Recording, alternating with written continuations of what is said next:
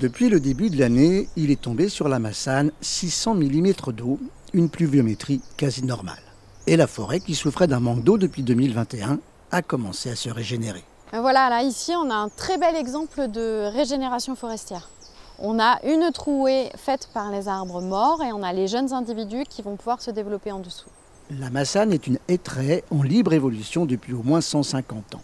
En libre évolution, cela signifie entre autres que le bois mort n'est pas ramassé et qu'il nourrit le vivant. Là on a un jeune plant en fait qui est en train de pousser, il profite de l'ombre du bois mort et puis de toute la ressource que ça va apporter, et notamment l'humidité en fait. Ça fonctionne comme une éponge, c'est plein de matière organique, ce qui va lui permettre de grandir de façon un petit peu plus favorable.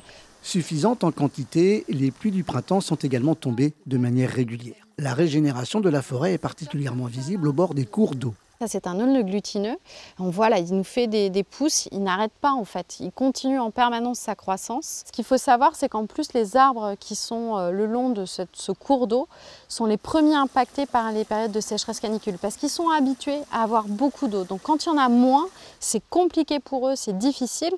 Donc on avait beaucoup de mortalité. Les sécheresses sont souvent un effet à long terme sur les forêts. Il faut donc rester prudent, mais les signes sont encourageants. On est dans une vieille forêt en libre évolution, ce qui fait qu'elle est relativement robuste. Et dès qu'on dessert un petit peu les contraintes comme la pluviométrie, on voit que la forêt reprend. Évidemment, ça reste toujours un équilibre précaire et les conditions climatiques actuelles sont globalement assez inquiétantes. Classés au patrimoine vivant mondial de l'UNESCO, les 336 hectares de la réserve de la Massane hébergent plus de 10 000 espèces animales et végétales.